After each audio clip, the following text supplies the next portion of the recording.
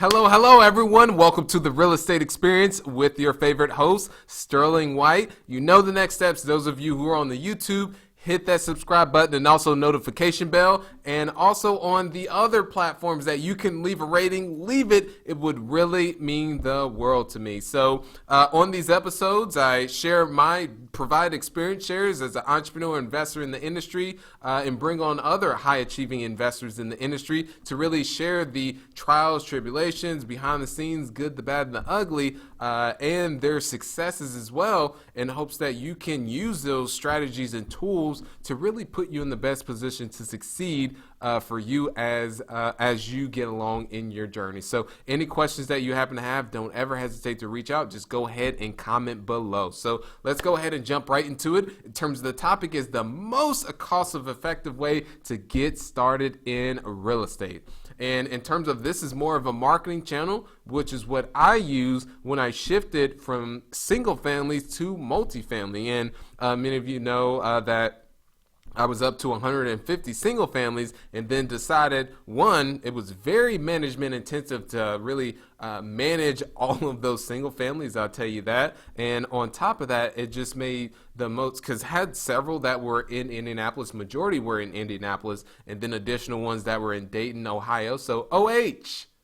For those of you who are from Ohio, you know what to do. You do IO. That's what you say. It's Ohio, but they'll get it. So, in essence, that ended up said that, okay, this is where we're at. This is where we want to go. Let's go ahead and just make the shift entirely to multifamily and leave the single families behind. So in essence, ended up selling out of all those single family homes at a later point to focus entirely on multifamily.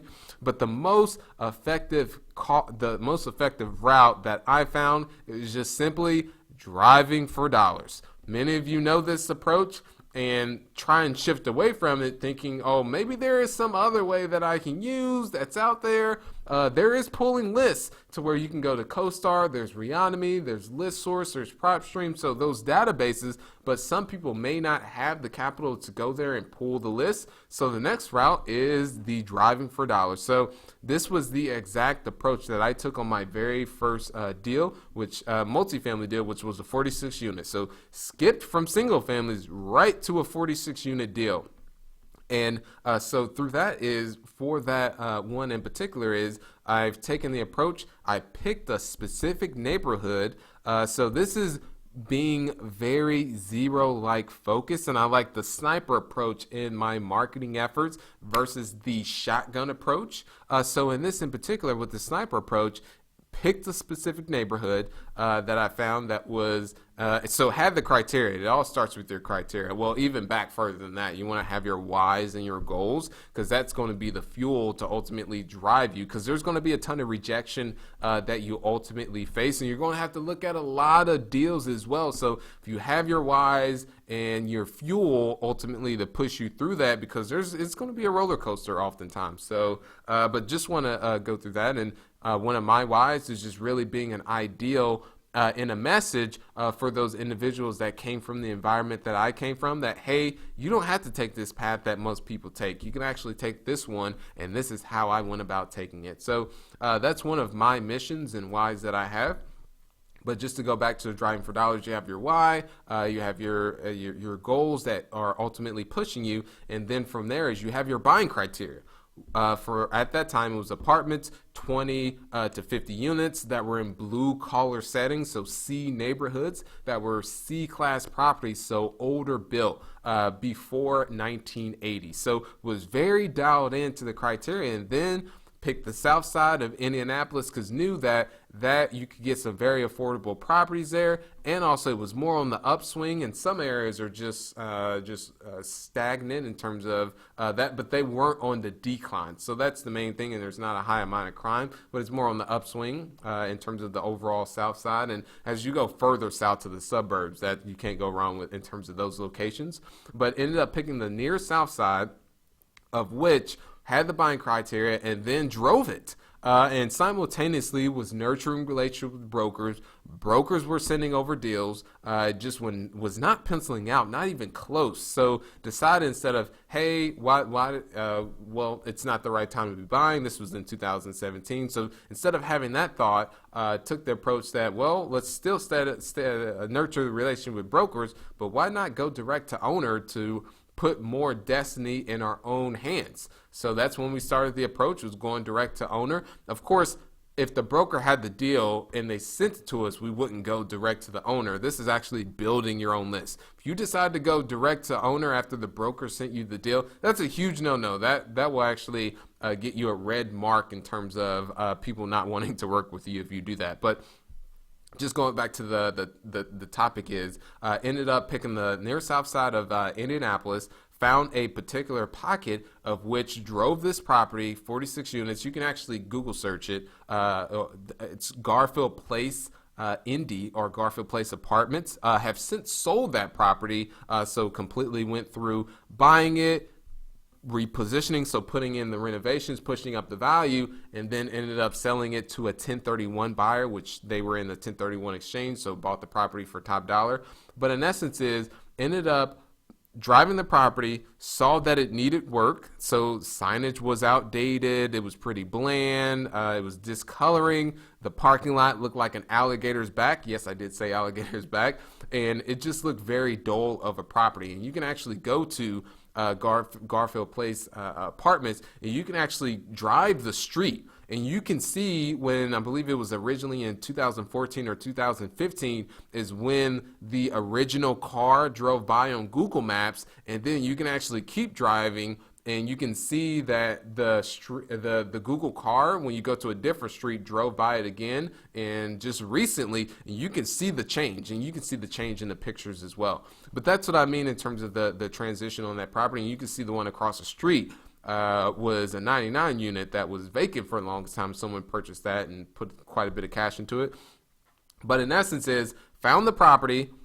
Everything is public record in terms of who owns that property. So from that point you pull the public records. It was on the LLC, and then ended up finding who filed that LLC, and then simply gave them a call. As simple as that. Of course, you got to do it quite a bit more time. It's simple to do. The actual execution is the more difficult part, and then staying with it. But in essence gave him a call. His name was actually Chris, great guy. But he was looking to transition from being an operator to a debt collector, so to go after those residents that were actually behind. And so with that and he actually tried, the listing expired. He listed it with his relative, and for $1.4 million, it ended up not selling, and he sold all his other ones, and this was his very last one, and the occupancy was close to 70%. So in essence, to fast forward everything is, the first initial conversation actually that we had, I want to mention this because it's all about sales.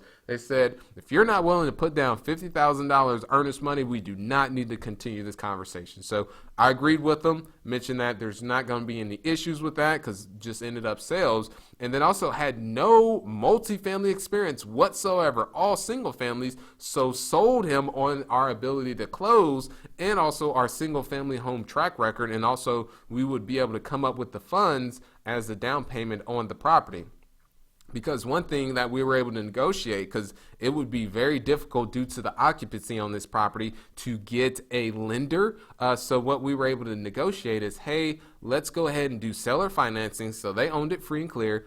Purchase price, we ended up getting it down to $900,000, of which we put down $200,000. So a mortgage was taken out, and it was recourse. So in the event things go wrong, we're on the hook, both my partner and I, on that deal. And it was an interest rate of 3% first year. It goes up 5% second year, and then third year 7%. And then there's a balloon after that third year that whatever is left we need to refinance or sell the property to get completely cashed out. So that was the structure with what was it? That was the structure with the seller. Let me go ahead and get this. So yeah, that was the structure with the seller on that particular deal. And so what we ended up doing in terms of ended up raising money from the investors to take care of the improvements of that property, and then also funds were put down as a down payment. So no money came out of our pocket for that deal in particular. But what I want to mention to you guys is this was all started with just driving for dollars and finding properties that needed work. So that's what I really want to convey to you. And at that time, I had a 2001 Honda Accord. I love Hondas, an absolute fan. Many of you, if you have driven a Honda, you know exactly where I come from. Those things are great on gas mileage. So that's all it took. And it took a car. It took my cell phone to call the owner, and then it's all public record. So it's all very simple. It's about the execution at the end of the day. So that's why I really just want to convey to you all is the most affordable, the most cost-effective way to get started in real estate. And this also works on single family to drive neighborhoods, because those individuals that give you the upper hand over others that are pulling lists is they just see addresses, versus you being driving the actual neighborhoods. You can find properties, and through some of these databases, they don't have all the properties in there. It can be hit or miss, and you can find a property that someone that is completely distressed, it's high grass and needs work, that someone may have skipped over in their list, but you're very targeted and you're able to follow up on that even more. So that's what really gives you the upper hand with the driving for dollars approach. Super affordable and is a great way for many people to get started. So appreciate you all. That's what I wanted to go into. And in terms of, I have a guide for you, a free guide on how to get started in multifamily. If you would like access to that, visit sterlingwhiteofficial.com to get access to that guide on how to get started in multifamily. And that is sterlingwhiteofficial.com. So appreciate you all so much. Keep being awesome. And as I alluded to, go ahead and hit that subscribe button, notification bell, those of you on the YouTube. Have a great one. Signing out. Thanks for listening to The Real Estate Experience. If this has brought you any value, please subscribe and leave a 5-star rating. It would mean the world to me. Now go out there and crush it.